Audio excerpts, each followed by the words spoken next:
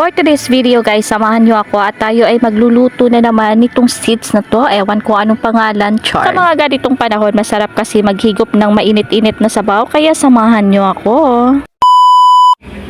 Ayan po at nilagyan ko lang ng asin yung aking munggo dito para naman kahit papano ay hindi na rin masapian ng masamang espiritu. Char, baka naman pag hindi ko yan nilagyan ng asin ay magayuma ako. Ay, char. Nagba-viral na ngayon yung mga video na tinatabuyan ng asin kasi nga na gayuma, ganun yun, chechoy.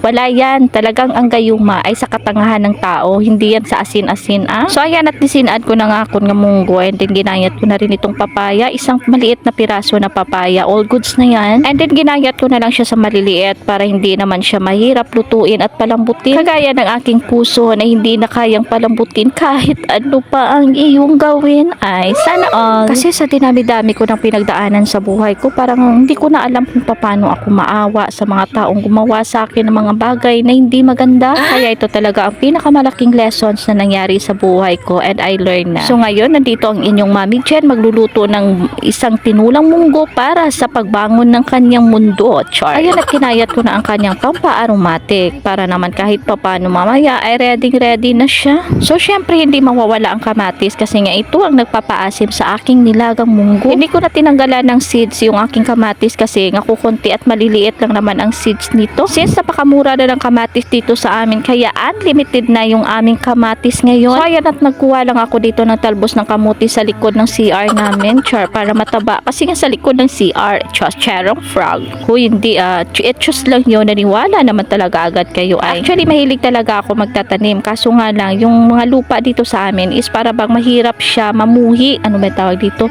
Mamuhi ang mga tanom, kaya nga doon hindi manami ang lupa. So, ayan at balik na tayo dito, ayan po at minekos-mekos ko na. Nilagyan ko pala yan ng dilis ha. Mas masarap sana dito is kinataang munggo, kaso lang walang gata eh. Kaya nga mahirap hanapin yung wala. Kaya kung ano na lang yung ano dito sa bahay, yun na lang isusahog ko dito sa aking munggo. Ayan, kung makikita nyo kanina yung taba-taba ng aking pork doon, ayun na lang ay nilagay ko dito para namin kahit papano ay may lasang baboy na rin. Ayan at kinisa ko na rin lahat, pati na yung kamatis nilagyan ko na ng pampalasa para mamaya all goods na yan. Alam nyo ba minsan kaysa pagbablog ko, ayan minsan nawalan ako ng gana kasi nga sabi ng iba, pangit daw ng aking mga ginagawang vlog. Pero tinitibayan ko na lang yung aking loob kasi nga dito ako masaya sa ginagawa ko kasi sa pagbablog ko dito ko mapo-voice out lahat ng mga gusto kong i-voice out. And then dito sa part na ito is, ito lang kasi nagiging habit ko, ito lang yung papalipas oras ko. And then sa pagbablog ko, kung ano lang naman ang ginagawa ko dito daily sa bahay, yun lang naman ang ina-update ko sa inyo. Kaya wag nyo naman akong hanapan ng para bang gagawa akong clown o gagawa akong joke dito. Ito lang kasi ang makaya kong gawin na vlog. So maraming salamat na rin kahit papano sa mga nag-support pa rin sa akin kahit na sabi nga nila hindi daw maganda yung mga video ko. Pero okay lang, all goods lang yun kasi yung mga nagsasabi niyan is wala naman talagang narating sa buhay. Ang yung ginagawa lang nila is pamantayan ng tanan nga hulag sang tao, nga feeling nila sila na lang gidya insakto. So ayan po at habang nakikinig kayo sa aking kwento, ayan po at malapit ng maluto itong aking tinulang munggo. Syempre mas masarap ito lalo kasi nga maraming malunggay, ito talaga ang pinaka-healthy na gulay. Tama, kagwapa-gwapa daw pariyo man sakon kagwapa, char. Ito palagi ang kinakain ko gulay kasi nga sabi nila pampahaba daw ng buhay. Pero pag makita mo yung mga negative na tao sa paligid mo, Diyos ko po, ayoko na sa earth. Minsan diba naniniwala ka naman na kung sino pa yung mga taong walang narating sa buhay, sila pa yung mapanghusga. So ayan na po at nakalimutan ko palang ilagay itong dilis ko, kaya pagkatapos ko siya ibahit, aragin putangan ko na lang siya na yung dilis. So syempre at hindi pa ako kakain ng kanin kasi sabi ko hindi muna ako kakain ng rice ngayon, kaya ito na lang isang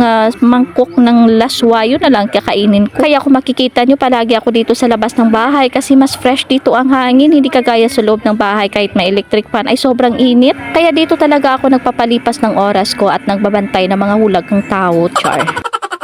So hanggang dito na lang muna tayo guys. Thank you again for watching. This is your Mommy Jen saying bye.